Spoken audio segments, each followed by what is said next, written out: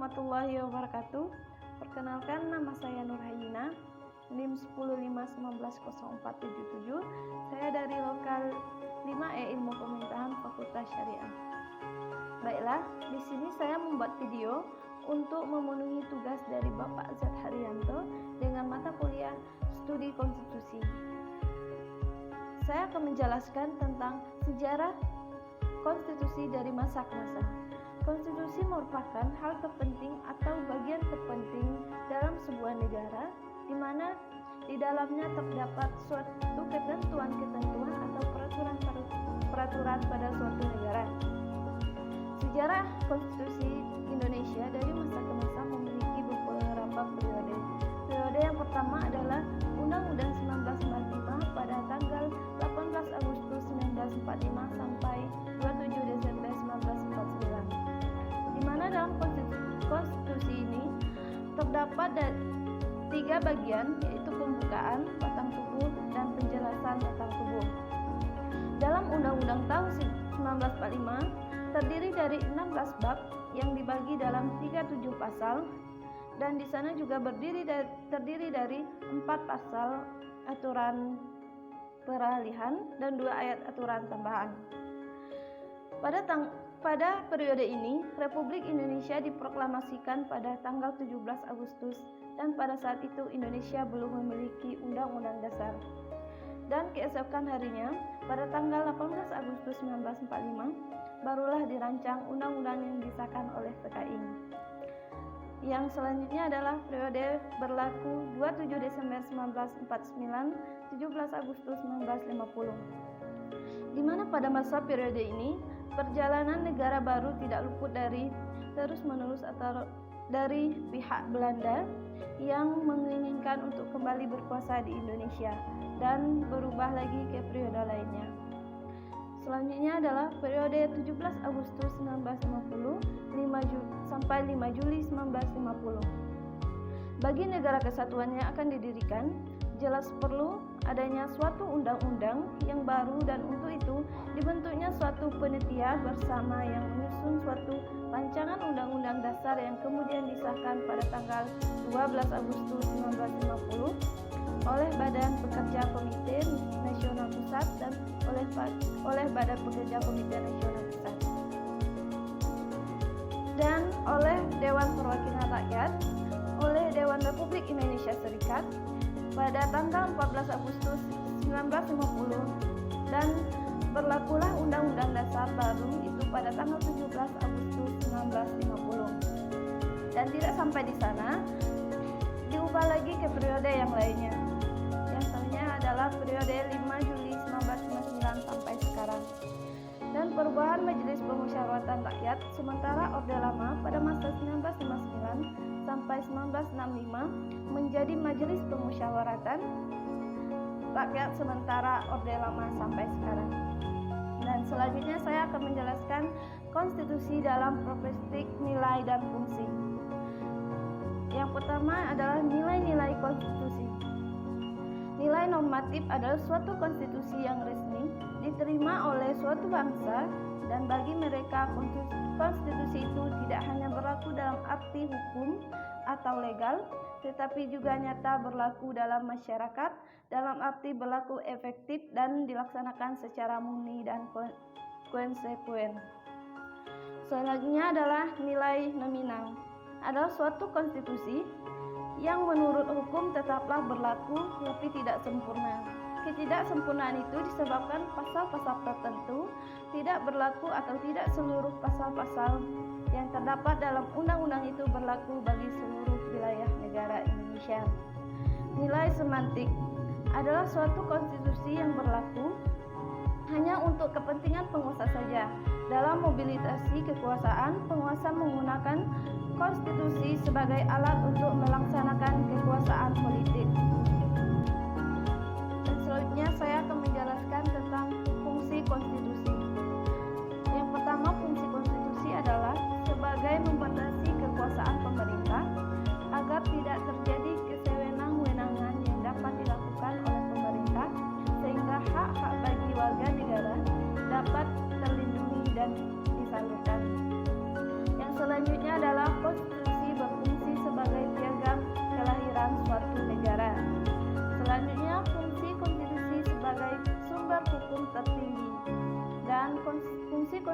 konstitusi sebagai alat membatasi kekuasaan, konstitusi berfungsi sebagai pelindung hak asasi manusia dan kebebasan warga negara, konstitusi sebagai identitas nasional dan lambang.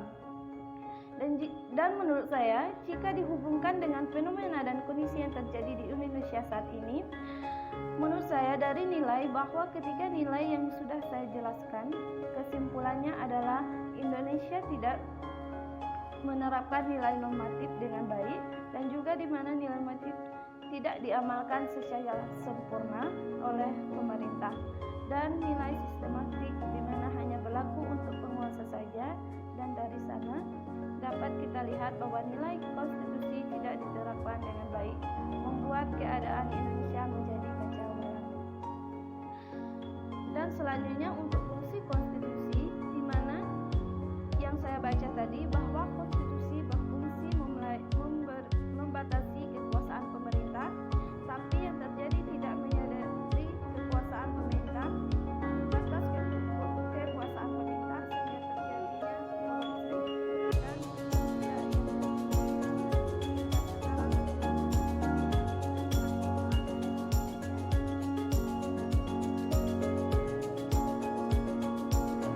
selanjutnya saya akan menjelaskan tentang analisis wacana dan isu presiden 3 periode, di mana isu yang ada saat ini bahwa menolak untuk memperpanjang masa jabatan presiden menjadi 3 periode dan pembatasan maksimal 2 periode dilakukan agar Indonesia terhindar dari masa lalu, sekaligus memastikan regenerasi kepemimpinan nasional bisa terlaksana dengan baik, sehingga tongkat estafet kepemimpinan bisa berjalan berkeseimbangan, tidak hanya berhenti di satu orang saja. Perpanjangan masa jabatan presiden menjadi 3 periode adalah hal yang buruk. Menurut pasal 7 dalam Undang-Undang 1945 yang tegas menyatakan bahwa presiden dan wakil presiden menjabat selama 5 tahun dan hanya bisa diperpanjang sebanyak 1 kali atau cuma bisa 2 periode.